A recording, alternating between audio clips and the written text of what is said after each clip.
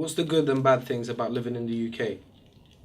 I think the good things are, I would say, independence, opportunities, people giving you the opportunity to demonstrate you could do certain things, not necessarily having the background, the skills. Your desire to learn and succeed might be good enough. Living in a multicultural society, I think that's a plus because we all become definitely more open towards each other, learning about each other's cultures. Opportunities altogether to travel, to interact with people, to be in fields that you never thought you're going to be part of. There are lots of positive things that I could enumerate here, really.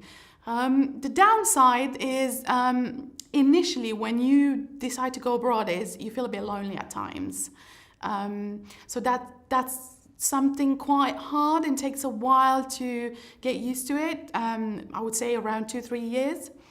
Then it's about adjusting to the new culture that might be so different than yours. And this is the case of UK, coming from an East European / Latin country. It was quite difficult initially not to know who your neighbors are. And having that community support, it didn't feel there straight away.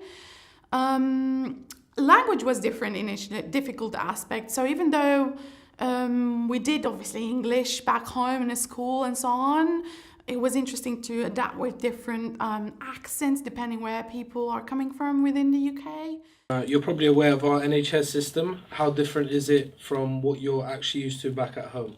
There are similarities and differences in the sense of here obviously it's the NHS that you are able to just subscribe to a GP and you have access regardless of, as long as you do the national insurance contribution, you're able to register. I think it's very similar back home as well. Like you have a GP, your family history and so on. The difference is I feel like back home is a bit more prompt when it comes to booking an appointment. I feel like here at the moment the NHS is struggling in terms of resources and coping.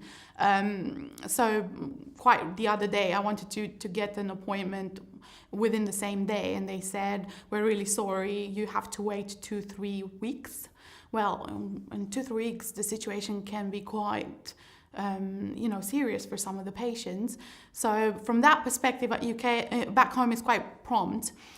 Also, let's say back home, you don't want to access the public service. You can go for private clinics. There are quite a few.